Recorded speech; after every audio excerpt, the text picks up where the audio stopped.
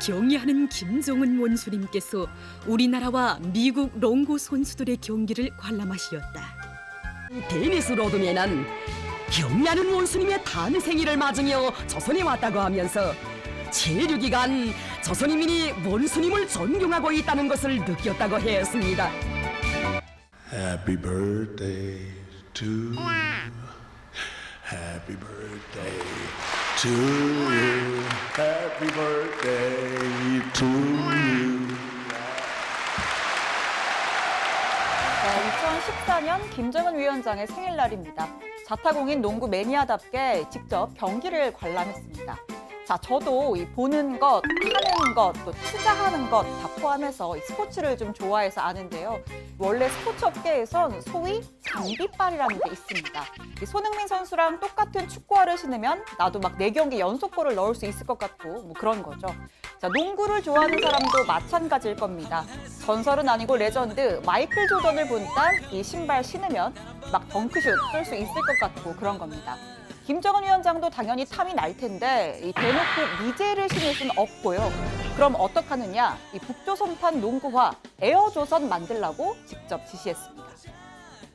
경의하는 최고 용도자동 측에서는 유원 신발 공장에서 생산하고 있는 운동 신발들의 가지수가 대단히 많고 맵시 있으며 질이 좋다고 세계적으로 이름난 운동 신발들과 당당히 견줄 수 있다고 하시면서 우리가 만든 운동 신발, 체육 신발들을 신고 기뻐할 인민들과 아이들, 체육인들을 생각하니 정말 흐뭇하다고 환하게 웃으시었습니다. 네, 취미와 일을 접목시킨 훌륭한 덕업일치의 사례라고 볼 수 있겠죠. 김 위원장 지시에 따라 북한은 아시아의 대형 제조업체, 특히 신발 공장이 많은 베트남의 사례를 집중적으로 연구하고 있다고 합니다. 특히 상대적으로 인건비가 싸고 기술력이 풍부한 데다 원부자재를 쉽게 구할 수 있는 장점까지 갖고 있어서 발전 가능성이 무궁무진하다는 분석이 나옵니다. 자, 북미 정상회담 이틀 전인 오는 25일 김정은 위원장이 베트남을 국빈 방문할 예정이라는 보도가 나왔죠. 북측 발걸음은 더욱 바빠지고 있습니다. 김 위원장이 경제 시찰에 나설 현장을 빠르게 결정해야 하는데요. 어제 하노이 숙소를 빠져나온 의전 담당 김창선 국무위원의 부장을 태운 차량이 하노이 시내를 둘러보는 대신 북쪽으로 향했습니다. 외국인 투자기업이 모여있는 박민성이란 곳인데요. 자, 여기엔 축구장 420개를 합친 크기의 삼성전자의 생산 공장이 있습니다. 하노이 도심에서 차로 약 1시간 정도 거리에 떨어져 있는 박민성 삼성전자 스마트폰 생산 공장입니다. 김정은 위원장이 베트남에 방문했을 때 직접 둘러볼 곳으로 상당히 유력하게 거론되는 곳입니다.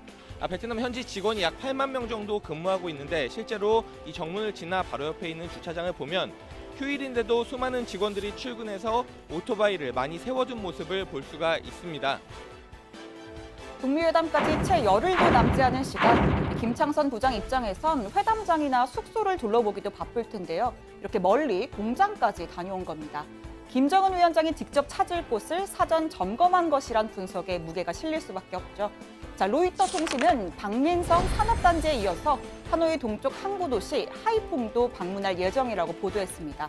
하이퐁에는 역시 우리 기업인 LG전자의 통합 생산 공장이 있습니다.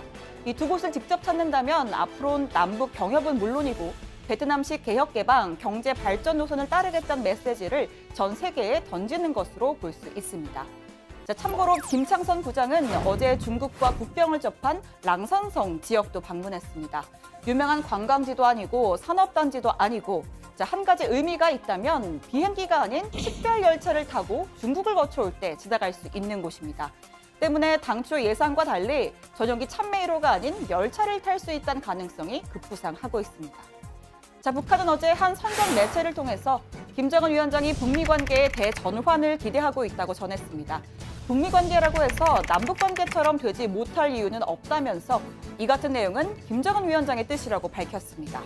급속히 진전된 남북 관계처럼 북미 간 쌍방의 노력에 의해 앞으로 좋은 결과가 꼭 만들어질 것이라고 믿고 싶다고 말했다는 겁니다. 자, 트럼프 대통령도 마찬가지입니다. 국가 비상사태를 선포하는 중대한 기자회견에서도 북미 회담에 대한 언급을 빼놓지 않았는데요. 회담은 반드시 성공할 것이라면서 분위기를 띄웠습니다. We'll be meeting in Hanoi. I think a lot of you will be going, I suspect. And I hope we have the same good luck as we had in the first summit. But we think that North Korea and Chairman Kim have a tremendous potential as an economic force, economic power. Their location between South Korea and then Russia and China, right smack in the middle, is phenomenal. And we think they have a great chance for tremendous economic prosperity in the future. So I look forward to seeing Chairman Kim in Vietnam. 현재 하노이에선 김창선 또 백악관 데니얼 웰시 부비서실장이 의전 협상을 한창 진행 중이고요. 또 이르면 내일 김혁철 전 대사와 스티브 비건 특별대표도 막판 의제 실무 협상을 재개할 걸로 보입니다.